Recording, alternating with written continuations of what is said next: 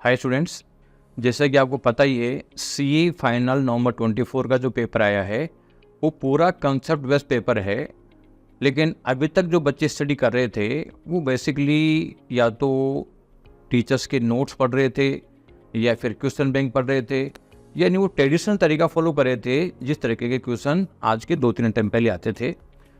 लेकिन अब आईसीएआई ने अपना जो क्वेश्चन का पैटर्न बदल दिया है और अब ये मान के चलें कि आप ये उम्मीद नहीं करें कि साहब पिछले जो क्वेश्चंस आपको गिवन है उन क्वेश्चंस में से केवल क्वेश्चन पिक करके दे देगा या फिर उसमें कोई थोड़े बहुत फिगर चेंज करके दे देगा और कोई एडजस्टमेंट नहीं करेगा। लेकिन अब सिचुएशन कम्प्लीटली बदल गई है। अब इस तरीके के पेपर आने की पॉसिबिलिटी बहुत कम है और मान लो 6 सब्जेक्ट है और एक आध में थोड़ा बहुत दे भी दे तो इसकी बेसिस पे एग्जाम क्लियर नहीं होते। इसलिए आपको क्या करना है, तो बच्चों को ये टेंशन है कि अब हम क्या करें, किस तरीके से चलें जिससे कि ये हम इस सीए फाइनल के एग्ज़ाम को बिना किसी डर के, बिना किसी डाउट के क्लियर कर लें। तो एक तो ये ध्यान रखना पड़ेगा कि अब एमसीक्यू इंट्रोड्यूस हो चुके हैं और पूरे हर सब्जेक्ट में, पूरे 6 के 6 सब्जेक्ट में एमसीक्यू हैं और एमसीक्यू के लिए चाहिए होते इन डेप्थ नॉलेज। इसका मतलब है कि इन डेप्थ नॉलेज आपको कहाँ से मिलेगी? इन डेप्थ नॉलेज मिलेगी 2 वजह से। एक तो क्या है कि आईसीएआई का स्टडी मटेरियल काम में लो और दूसरा है कि उस स्टडी मटेरियल की जो नॉलेज है उसको बार बार आप रिवाइज करो। तो अक्सर जो स्टडी मटेरियल काम में नहीं लेते उसके 2-3 रीज़न बताते थे। जैसे मेरे से बात होती थी कई बार, वो कहते हैं कि साहब स्टडी मटेरियल में एक तो काफ़ी बड़े पोर्शन है, यानी काफ़ी ज़्यादा पेजेज हैं और ज़्यादा पेजेज के बजाय हमारे को शॉर्ट नोट्स मिल जाते हैं, शॉर्ट नोट पढ़ लेते हैं तो कम टाइम हो जाता है। लेकिन एक चीज़ बताओ, अगर आपने शॉर्ट नोट पढ़े और एग्जाम में क्वेश्चन नहीं कर पाए तो इसका मतलब है कि फिर वो शॉर्ट नोट भी बेकार है। तो आप लोगों को क्या करना है, आप लोगों को आईसीएआई के स्टडी मटेरियल में से पढ़ना है और आप ये मत सोचो कि साहब बहुत ज़्यादा टाइम लगेगा। अभी नवंबर 24 में मेरा एक स्टूडेंट अपेयर हुआ है, उसने मेरे को बताया आके, एक सब्जेक्ट है डीटी में, डायरेक्ट में, तो उसका साहब उसमें 120 पेज है। मैं जब उसको डिटेल पढ़ा था, मॉड्यूल से पढ़ा था, क्योंकि वीएसआई के स्टूडेंट है, वीएसआई के स्टूडेंट मॉड्यूल से ही पढ़ाई करते हैं, मॉड्यूल से पढ़ा था। तो मेरे किसी ने दोस्त ने, मेरे बहुत सारे दोस्तों ने कहा देखो साहब इसके तो 7.5 पेज के नोट्स बने हुए हैं, तो ये 7.5 पेज के नोट्स पढ़ लोगे तो ही हो जाएगा, क्यों फालतू में इतने पढ़ते हो। तो पता चला कि बाद में जब पेपर आया तो पेपर में जो क्वेश्चन पहुंचा वो किसी भी नोट्स में अवेलेबल नहीं था, वो केवल आईसीएआई के स्टडी मटेरियल में था। और उसने बताया कि 120 पेज को रिवाइज करने में एग्जाम के दिन मेरे को केवल 1.5 आवर का टाइम लगा, 1.5 घंटे का टाइम लगा। इसका मतलब है कि जब 1.5 आवर में 120 पेज रिवाइज कर सकते हो तो आप ये देखो कि आपके पास जो टाइम अवेलेबल होता है 1.5 डेज का टाइम अवेलेबल होता है। 1.5 डेज का मतलब 16 घंटे पढ़ाई करते हो तो उसका 24-25 घंटे का टाइम अवेलेबल है और 24-25 घंटे में आप ये मान के चलो लगभग 3-3.5 हज़ार पेज पढ़ जाओगे। क्योंकि अगर आपने सब्जेक्ट को 4-5 बार रिवाइज कर दोगे तो फिर आपको पेजेस में ज़्यादा टाइम नहीं लगता। जब आपने रिवाइज किया 4-5 बार, मेन पॉइंट को अंडरलाइन कर लिया, हाईलाइट कर लिया, तो फिर आप एक पेज पलटते हो, यानी फिर बाद में इतना टाइम नहीं लगता है कि सब पूरा पेज देख लो। जैसे पेज देखते हो स्कैनिंग माइंड में आ जाती है और आगे बढ़ जाते हो। बहुत कम टाइम में रिविजन होना चालू हो जाता है। लेकिन इसके लिए आपको माइंड में ये चीज़ सेट करनी पड़ेगी कि मैं रिविजन कर लूँगा और आईसीएआई का स्टडी मटेरियल से पढ़ाई कर लूँगा। क्योंकि देखो क्या है, डर के मारे रह गए, यानी एक कहावत है कि जो पर्सन डर जाता है इसका मतलब है कि वो कभी आगे नहीं बढ़ पाता, जो लड़ेगा वो ही आगे बढ़ेगा। तो कुल मिला के अगर अपन पहले डर जाएं कि नहीं साहब हम तो कर ही नहीं पाएंगे तो इसका मतलब फिर वो करेंगे नहीं और रिजल्ट नहीं आएगा। लेकिन अगर मान लीजिए हम सोचेंगे नहीं हम कर लेंगे, तो जब करोगे तो कई रास्ते खुल जाते हैं और आप एग्जाम में भी आराम से रिवाइज कर पाओगे और मॉड्यूल से पूरी चीज़ रिवाइज करने की पोजीशन में आ जाओगे। तो एक तो ये मत डरो कि साहब ये कम टाइम में रिवीजन हो भी पाएगा कि नहीं हो पाएगा, बिल्कुल हो जाएगा। आप आईसीएआई मॉड्यूल पढ़ के तो देखो, आपने आईसीएआई मॉड्यूल देखा ही नहीं, पढ़ा ही नहीं है। आईसीएआई मॉड्यूल प्रेजेंट टाइम में चल रहा है, वो एक तरीके से बिल्कुल नोट्स की तरह है, बहुत अच्छे शानदार बना हुआ है और उसके बेसिस पे वर्क करोगे तो आपको मार्क्स मिलेंगे। इसके अलावा जो प्रॉब्लम्स आ रही है, जैसे मान लीजिए DTIDT है। DTIDT जो सब्जेक्ट है बेसिकली तो ये सब्जेक्ट तो है मतलब प्रैक्टिकल, लेकिन इस सब्जेक्ट को प्रैक्टिकल मानते हुए करोगे तो मार्क्स नहीं आएंगे। इसको आप थ्योरेटिकल मानते हुए चलोगे तो ज़्यादा मार्क्स ले लोगे। इसका रीज़न ये है कि इस DT-IDT में ये मान लो जितने भी क्वेश्चंस अवेलेबल हैं, चाहे ICAI स्टडी मटेरियल के हों, चाहे आपके RTP TMT स्टडी के हों, चाहे जितने भी क्वेश्चन बैंक बने हुए हों, वो ये मान लो कि जितने प्रोविज़न है उसमें केवल 10% प्रोविज़न के क्वेश्चन बने हुए होंगे। इसके अलावा 90% प्रोविज़न वो है जो किसी भी क्वेश्चन में कवर्ड नहीं है। तो जितने भी ये लोगों ने क्वेश्चन बैंक बना रखे हैं, उनके जो कंसेप्ट नोट बनाए हुए हैं उस तरीके से कि साहब वो कंसेप्ट पढ़ लोगे तो उनका क्वेश्चन बैंक पूरा हो जाएगा। फिर उनका क्वेश्चन बैंक ICAI को पूरा कवर करता है कि नहीं करता, इसका कोई गारंटी नहीं है। तो जब कई बार बच्चे कहते हैं साहब ये पॉइंट क्या मतलब कहाँ से आ गया, वो आया ICAI में से है, लेकिन आपने जिस सोर्स से पढ़ा है उस सोर्स में वो लिखा हुआ नहीं होगा, क्योंकि पास्ट एग्जाम में नहीं आया होगा।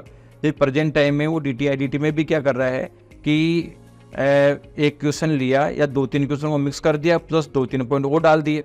अब ये मान लो कि आपने रजिस्ट्रेशन सारी कर रखे हैं और प्रोविजन सारे पढ़ रखे हैं, तो उन प्रोविजन को एडजस्ट करके क्वेश्चन कर दोगे। और अगर क्वेश्चन बैंक पढ़ रखे हैं और प्रोविजन नहीं पढ़ रखे तो इसका मतलब है कि वो प्रॉब्लम क्रिएट करेगा।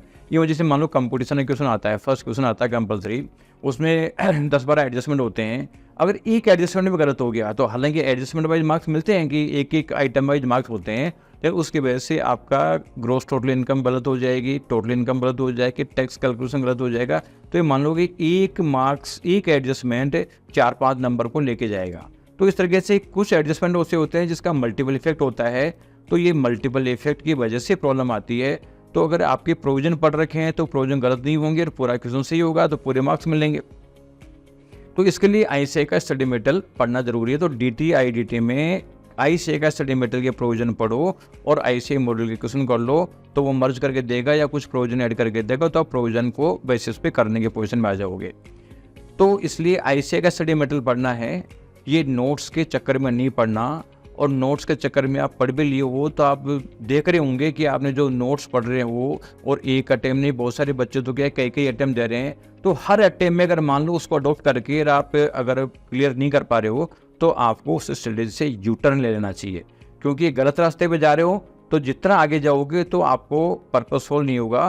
पर्पसफुल जब ही होगा जब आप सही रास्ते पे जाओगे। ये वजह से FR है, FR में भी प्रोविजन बहुत ज़्यादा है। यानी ES, जैसे पहले ES में आपको दिक्कत आती थी इंटर में, उस तरीके से इंडेस है, तो ये इंडेस तो और भी भारी है, तो इंडेस में आपको दिक्कत आएगी। लेकिन आपको ICAI स्टडी मटेरियल से अगर आप पढ़ोगे ना तो उसका आपको समझने में दिक्कत नहीं आएगी, उसके इलस्ट्रेशन करोगे कोई दिक्कत नहीं आएगी।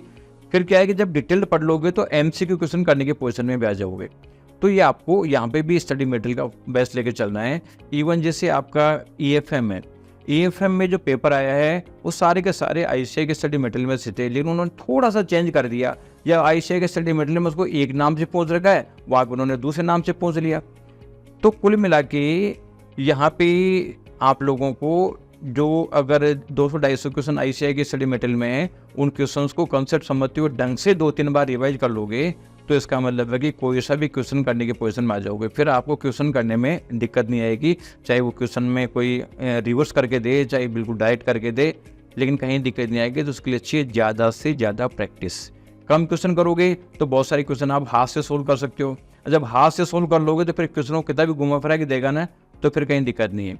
और अगर आप ज़्यादा क्वेश्चन करोगे मान लो क्वेश्चन बैंकों के चक्कर में, तो फिर आप ऑडिटिंग करोगे, और जब ऑडिटिंग करोगे तो इसका मतलब कि मैक्सिमम क्वेश्चन नहीं कर पाओगे, और मैक्सिमम क्वेश्चन नहीं कर पाओगे, हाथ से नहीं कर पाओगे, तो इसका मतलब है कि कंसेप्चुअल क्लैरिटी नहीं आएगी। इसलिए आप लोगों को ज़्यादा से ज़्यादा क्वेश्चन आपको हाथ से सोल्व करना है, और वो भी जब भी होगा जब आप ICAI का स्टडी मटेरियल करेंगे। तो ये जैसे अब ऑडिटिंग में आ जाओ, ऑडिटिंग जो सब्जेक्ट है बच्चे शॉर्ट नोट पढ़ते रहते हैं, वो देखते हैं कि साहब ये देखो कई को नोट पढ़ा है तो ICAI कह रहा है, भाई जब ICAI का ही मैटर पूरा है तो इसका मतलब है कि ICAI से पढ़ लेते फिर बाद में तुम इससे पढ़े क्यों। तो जब क्या होता है कि theory as it is cut paste नहीं की जा सकती, क्योंकि कॉपीराइट का चक्कर आ जाता है, इसलिए उसमें चेंज करते हैं। तो जब आप बेसिक चीज़ को पढ़ लो पूरा ही मैटर है, तो दूसरा क्यों पढ़ते हो। तो यहाँ पे भी क्या है कि जो बच्चे क्वेश्चन बैंक पढ़ते हैं, तो क्योंकि मैटर चेंज हुआ है, ये मान लो कि क्वेश्चन बैंकों में कोई 10-20% जो प्रोविजन के क्वेश्चन में नहीं है, इसका मतलब है कि वो क्वेश्चन बैंक करके चलते हैं उसमें से मिलेगा ही नहीं। अगर आप ICAI के स्टडी मटेरियल से करोगे तो ICAI के स्टडी मटेरियल से करोगे तो उसके बाहर जाना नहीं है। तो ये चीज़ें आपको लेके चलना पड़ेगा। अब एक जो लास्ट में IBS आता है, तो IBS क्या है कि 7 सब्जेक्ट के बेस पे है, और ये मान के चलो कि आप मानते हो कि यार ओपन बुक सिस्टम है तो ओपन बुक सिस्टम से कर लूँगा, लेकिन ये भूल के भी नहीं करें, इस सब्जेक्ट को भी उसी तरीके से तैयार करना पड़ेगा जिस तरीके से बाकी सब्जेक्ट तैयार हैं। क्योंकि अगर आपकी कंसेप्टल क्लैरिटी है तो 4 घंटे पूरा पेपर कर सकते हो, और कंसेप्टल क्लैरिटी नहीं है, आप सोचोगे देख देख के कर दूंगा, तो ये मान लो कि एक क्वेश्चन नहीं कर पाओगे और पेपर नहीं हो पाएगा। इसलिए इस सब्जेक्ट में भी गलतफहमी निकाल दो कि सब ये हम दो देख देख के कर लेंगे। इस सब्जेक्ट की प्रिपरेशन भी आपको स्ट्रॉन्गनेस से करनी पड़ेगी, जब भी आपका पर्पसफुल होगा। तो कुल मिला के ICAI का स्टडी मटेरियल पढ़ें, आपको कोई नोट्स नहीं पढ़ना। और जो देखो लास्ट मोमेंट में जैसे आप लोग रिवीजन क्लासेज, मैराथन और ये चीज़ देखते हो, इनसे दूर रहना पड़ेगा। क्योंकि आपने जब मॉड्यूल पढ़ोगे तो मेन पॉइंटों को आपने हाईलाइट कर रखा है जो आपके लिए प्रॉब्लमेटिक है, तो इसका मतलब आपको उन प्रॉब्लमेटिक पॉइंटों को देखना है, न कि जो जनरल पॉइंट्स, क्योंकि जनरल पॉइंटों से थोड़ा काम नहीं होगा। और आपको क्या प्रॉब्लम है ये आपको पता है, कोई रिवीजन करने वाले को थोड़ी पता है, कोई मैराथन वाले को थोड़ी पता है आपको किस किस पार्ट में प्रॉब्लम है, क्या क्या आपने हाईलाइट कर रखा है, ये आपको अपने हिसाब से करना है। यानी कुल मिला के जनरलाइजेशन से रिजल्ट नहीं आता, रिजल्ट आता है स्पेशलाइजेशन से, कि आपकी क्या प्रॉब्लम है उसको उसके हिसाब से आपको वर्क करना है। आप दूसरे की प्रॉब्लम के हिसाब से वर्क करोगे तो इसका मतलब है कि उससे रिजल्ट नहीं आता। तो आप लोगों को ये मैराथन, रिवीजन क्लासेज, ये चीज़ें भी नहीं देखनी। और एक आजकल बहुत एक ट्रेंड चलता है और ये बच्चों को अट्रैक्ट करता है, वो कहता है सब पेपर आउट, देखो ये इसमें से क्वेश्चन आएगा, ये इतने से क्वेश्चन इनमें से आएंगे। तो आप ये देखो कि एग्जाम से पहले बहुत लोगों ने इंपॉर्टेंट क्वेश्चन दिए थे, आप यार चेक करो ना कि उसमें से कितने क्वेश्चन आए। क्या आपके 50-60 मार्क्स के क्वेश्चन आ गए? अगर 50-60 मार्क्स के क्वेश्चन आ गए तो उसका मतलब कि बहुत बढ़िया है उनका गेस। और अगर मान लो 10-20 नंबर के आए हैं तो इसका मतलब है कि 10-20 नंबर का, तो अगर आपको मान लो बहुत सारा मैटर बता दिया और उसमें 1-2 क्वेश्चन मैच हो गए, तो इसका मतलब ये नहीं कि उसको पढ़ के पास हो जाओगे। तो ये आप इस शॉर्टकट में मत पढ़ो कि मतलब ठीक है यार इन्हीं क्वेश्चनों में से कर दें। ये मेरी गलती, एक मेरा स्टूडेंट था बहुत अच्छा मतलब परफॉर्म कर रहा था टेस्टों में, बाद में आके कैसा मेरा पेपर गलत हो गया। उसने बताया क्यों हो गया, कि साहब मैं तो ये क्वेश्चन आया था यार, ये इंपॉर्टेंट क्वेश्चन नहीं कर लो, उसमें से कुछ आया नहीं।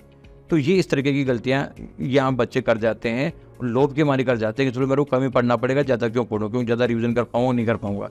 तो एक ये गलती नहीं करें। एक देखो जो ये आप चैप्टर की ABC कर सकते हो कि यार ये 15 चैप्टर है, 15 चैप्टर में से मैं 10 चैप्टर पढ़ लूँ, 5 चैप्टर में तो कुछ भी है छोड़ दो, कोई दिक्कत नहीं है। क्योंकि ICAI ने जो चैप्टर का वेटेज दे रखा है उसके हिसाब से उन 10 चैप्टर में से सर्टेन मार्क्स से क्वेश्चन तो पहुँचेंगे। लेकिन अक्सर बच्चे क्या करते हैं, वो हर चैप्टर में से इंपॉर्टेंट कर देते हैं। तो हर चैप्टर में से इंपॉर्टेंट कर देते हैं, तो उसमें से नहीं आते फिर क्वेश्चन, क्योंकि जो पेपर बना रहा है वो किस में से देगा किस में से नहीं देगा, उसके वजह से आपको क्या इंपॉर्टेंट नहीं लग रहा है, क्या इंपॉर्टेंट नहीं लग रहा, इससे उसको कोई मतलब नहीं है। तो ये इस चक्रों में मत पड़ो।